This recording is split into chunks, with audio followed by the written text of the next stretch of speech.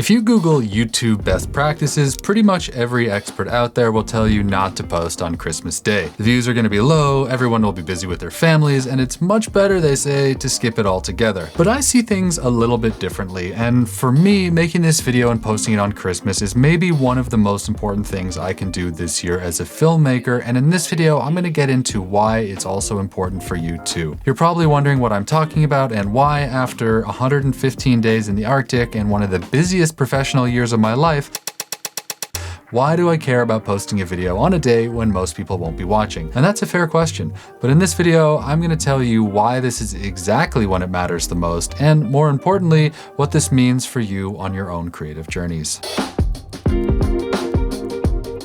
So before I dive into this, let me just say Merry Christmas to everyone who celebrates it, and even if you don't, I hope you and your families are all doing great out there, wherever you are in the world. I'm shutting down my calendar for the next few weeks and taking some much needed time off shooting after one of the longest projects of my career, but not releasing this video was never really an option in my mind, and I'll get into why in a second, and then what that means for you. Looking back on this year, I've been beyond fortunate in my career. The restrictive COVID years finally seem to have ended, and for the first time since 2020, there's an energy in the air and people are making projects happen. I've already gotten a few really exciting things lined up for 2024, and there's every indication that this could be my best year in a long time, maybe ever. On top of that, this YouTube channel has grown so much faster than I ever would have imagined, and it's starting to seriously change my life in terms of the opportunities it's opening up. When I first started posting weekly videos in February 2022, my goal was to reach 1,000 subscribers within a year and 10,000 by the end of my second year. Flash forward to now, and we're about 6 weeks away from that 2-year anniversary, and we're over 60,000, way higher than my most optimistic projections. And I'm not saying any of this as a humble brag or to tell you why you need to start your own YouTube channel, though I do think most filmmakers should think about it. Now, the reason that I'm here isn't that I'm exceptional in any way, it's that when you apply consistent effort over a long period of time, good things happen. When I posted the first of these weekly videos in 2022, I think the channel had around 250 subscribers, and the average video I made was getting less than 50 views. 100 views was a major success, and there was no indication that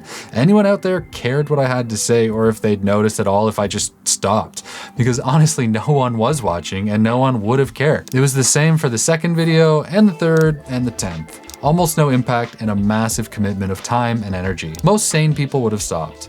I was paying an editor, which was a huge financial strain, and it was pretty embarrassing to have 10 years of professional experience under my belt, but still feel like I was talking to an empty room. But somewhere around the 40th video, I think, the algorithm gods picked me up and I shot up to a few thousand subs overnight.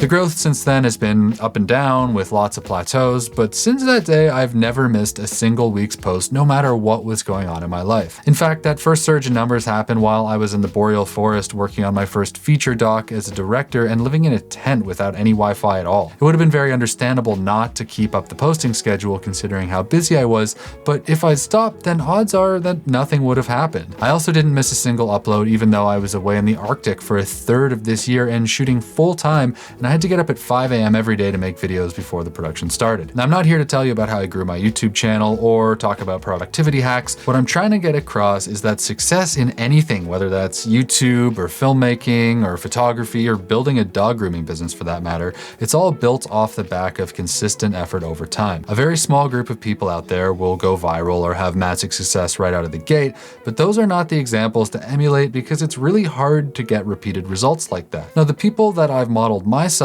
on over my career have succeeded through consistency on a long timeline, not like flash in the pan virality. So when I looked at my calendar and realized that the video release day fell on Christmas, I didn't even think about skipping it because the only reason I've gotten to where I am, both in filmmaking and YouTube, is because I've held myself accountable and stayed consistent. And that's why this is the most important video I've made this year, or maybe ever, and why you should think about what that looks like for you, whatever you're doing. This isn't about being workaholics or sitting on my laptop on Christmas morning because I recorded this video in advance knowing that I wouldn't want to work on the day. Hey, that's cheating! It's about taking a good look at your goals and where you want to be, and then applying effort over time and not making excuses.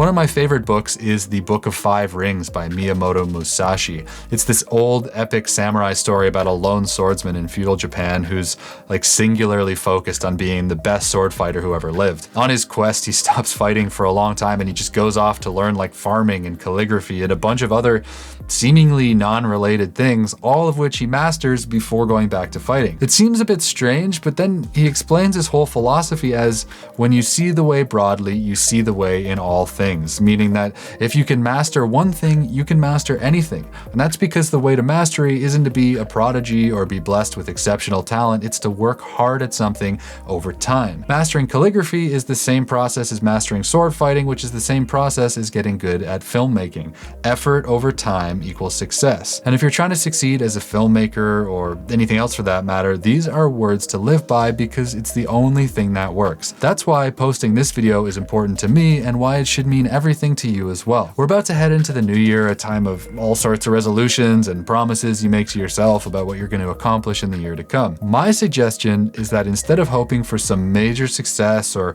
one massive project that's going to change your life overnight, instead your goal should be to make progress through consistent effort. I already made a career planning email guide that I'll email you over the course of 5 days for free if you need help setting goals, but once you know what you're aiming at, then commit to chipping away at it gradually but steadily like a river eroding rocks or Uma Thurman's 1-inch punch in Kill Bill.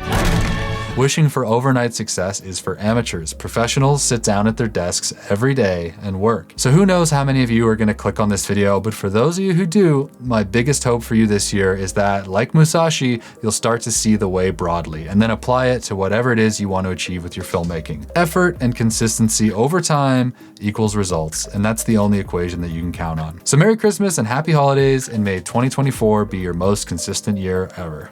See ya.